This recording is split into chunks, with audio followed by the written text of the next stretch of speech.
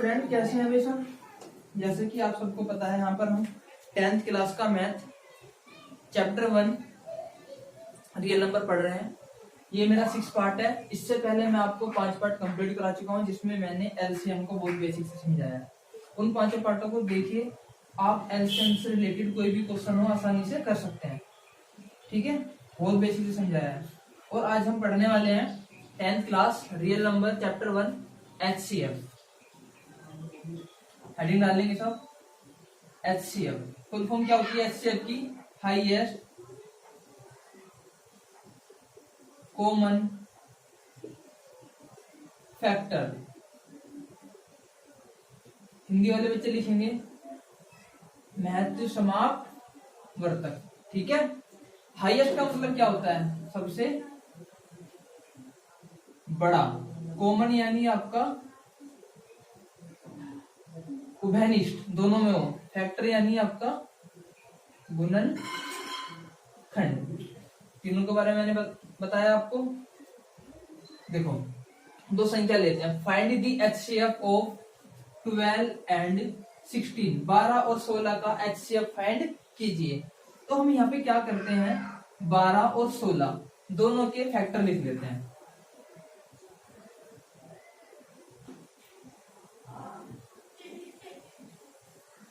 गुणनखंड। ठीक है, लिखते हैं। फैक्टर का मतलब कि इसके टेबल में आते हैं, इसकी 1 2 3 4 5 सॉरी 5 में नहीं है भाई, 6 और आपका 12 16 1 2 4 8 और आपका 16। ठीक है, उसके बाद क्या करते हैं फैक्टर लिखने के बाद? जैसे यहाँ पे लिखा है कॉमन, इनके हम कॉमन लिखते हैं। जो दोनों फैक्टर के अंदर कॉमन है, क्या क्या चीजें कॉमन है? देखो 1 2 क्या कॉमन है? ठीक है, 1 2 और आपका 4 आपका, और कुछ भी कॉमन नहीं है। ठीक है, अब यहाँ पे लिखा हाईएस्ट, सबसे बड़ा।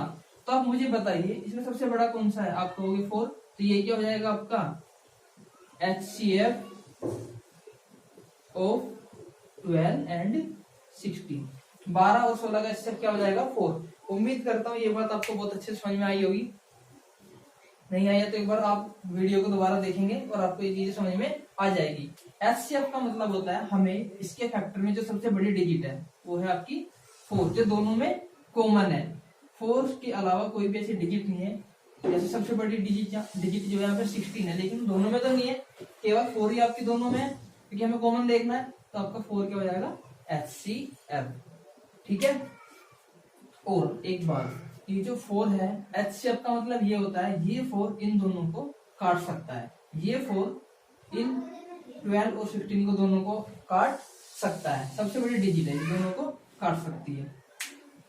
रफ कर दो इसको, मैं समझ में आ गया होगा। आगे बढ़ते हैं। अब लिखेंगे how to find HCF. How to find HCF. देखो, 3 तरीके से हम इसको फाइंड कर सकते हैं। Number 1, prime factor method. इसमें क्या होता है, जैसे कि यहां पर मैं 2 डिजिट लेता हूं, 12 और 16। ठीक है, इनके हम फैक्टर लिखते हैं। 1 2 आपका 3 4 और आपका 6 एंड 12। ऐसे हम 16 की फैक्टर लिखते हैं। 1 2 4 8 एंड 16 दोनों के फैक्टर लिखे यहाँ पे। फैक्टर के बाद हमें क्या करना होता है, इनका लिखते हैं एचसीएफ। और दोनों के अंदर जो कॉमन पेयर है, जैसे कि 1 1 है, 1 लिखो यहाँ पे। 2 दोनों में कॉमन है, 2 लिखो यहाँ पे। और की 4 कॉमन है, नहीं, गड़बड़ हो गई कहीं ना कहीं। ठीक है, इसमें छोटी सी गड़बड़ हो गई है, ऐसे नहीं करना है, इसको रफ करेंगे।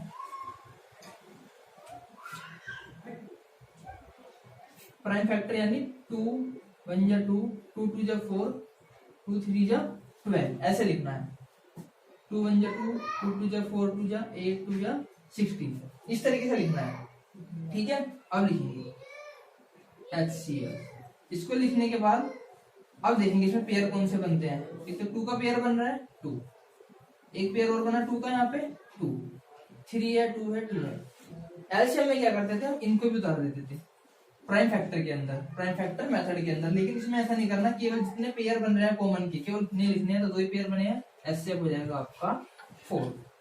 इजी है, ऐसे करना। सॉरी थोड़ा गलत हो गया था, रफ कर दूं। ठीक है,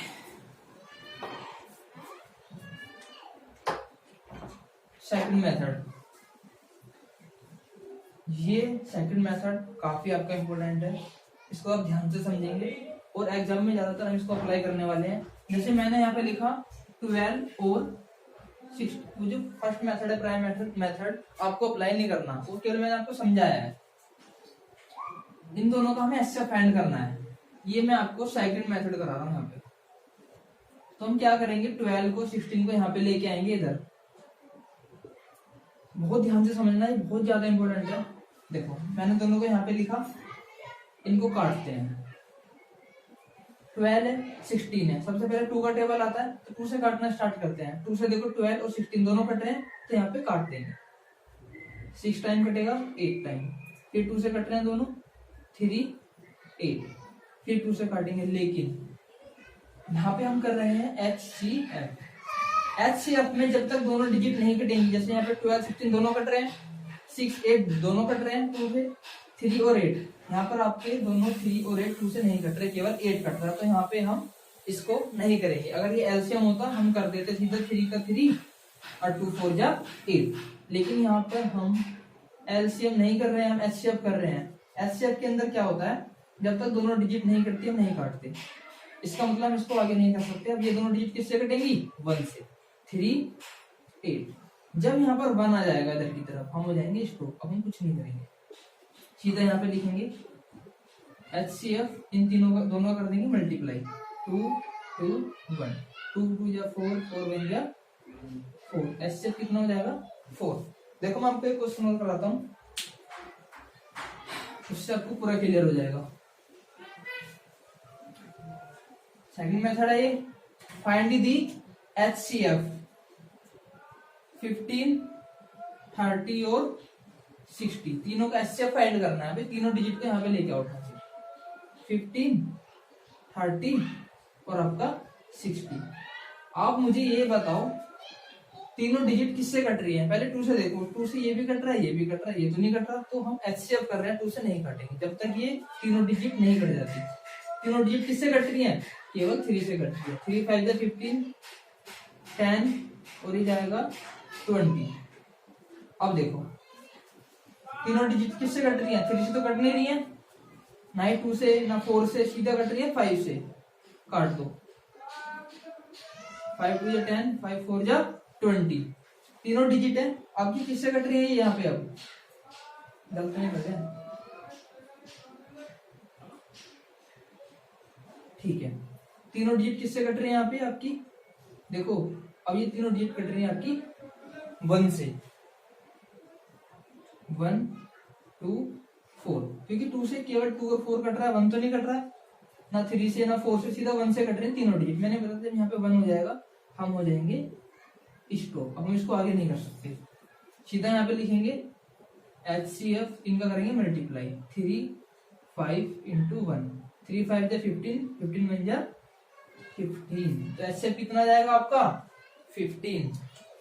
उम्मीद करता हूँ ये चीज आपको पूरी प्रॉपर तरीके से समझ में आई होंगी। नहीं आई है तो एक बार वीडियो को दोबारा देखिए, सब कुछ समझ में आ जाएगा। चलिए नेक्स्ट पार्ट में देखते हैं, इसी को कंटिन्यू करते हैं। धन्यवाद।